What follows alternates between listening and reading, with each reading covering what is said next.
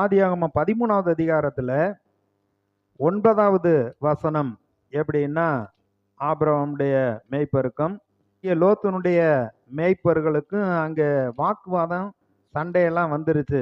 இப்படி இருக்கிறப்ப என்ன செய்யறதுங்கிறத ஒரு சரியான ஒரு தீர்மானம் எடுக்க வேண்டிய நேரம். அவர் சரியா பேசுறார்.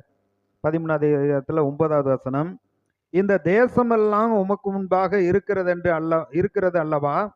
நீ என்னை விட்டு பிரிந்து போகலாம். நீ இடதுபுறம் போனால் நான் வலதுபுறம் போகிறேன், நீ வலதுபுறம் போனால் நான் இடதுபுறம் போகிறேன் என்றான். கூப்பிட்டு, நம்மெல்லாம் சகோதரப்பா, நமக்குள்ள வாக்குவாதம் வேண்டாம். இந்த தேசம் முழுவதும் நமக்கு முன்னாடி இருக்கு. என்னை அழைச்சிருக்காரு, கடவுள் எனக்கு கொடுத்தபடி நான் வந்திருக்கிறேன். நீ என் கூட வந்த, உனக்கு ஆடு மாடெல்லாம் மிகுதியா இருக்கு. அங்க வசனம் சொல்லப்பட்டிருக்க 6வது வசனம், அவர்கள் ஒருமித்து குடியிருக்க அந்த பூமி அவர்களை தாங்கக்கூடாது இருந்தது. அவர்களுடைய ஆஸ்தி மிகுதியா இருந்தபடியால் அவர்களை ஒருமித்து வாசம் பண்ண ஏது இல்லாமல் போயிட்டு, 2 பேரும் ஒன்னா ஒரே இடத்துல இருக்க முடியாத அளவுக்கு ஆடு மாடுகள் 2 பேர்த்துக்கும் பெருகி இருக்கு. அதனால நீ எங்கிட்டு போறியோ, நீ உனக்கு நான் முதல் சாய்ஸ் கொடுக்குறேன். நீ எந்த பக்கம் போனியோ நீ போய்க்க, நான் அடுத்த சைடில் போயிடுறேன் அப்படிங்கிறப்ப அவன் விட்டு கொடுக்குறான். இன்னைக்கு வீட்டில் 2 பிள்ளை என்னாக்கும் விட்டு கொடுக்கறதே வராது.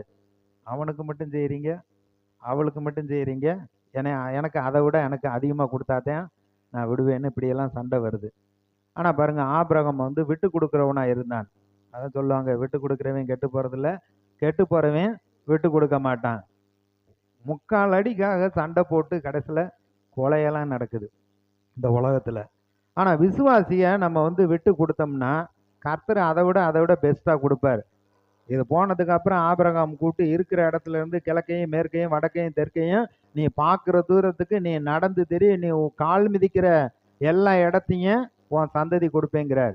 அப்போ இவன் நீர்வளம் பொருந்திய அவன் எகிப்து தேசம் போல, கர்த்தருடைய தோட்டம் போல நல்லா இருக்கிற செழிப்பான பகுதியை தேர்ந்தெடுத்துட்டு போனான்.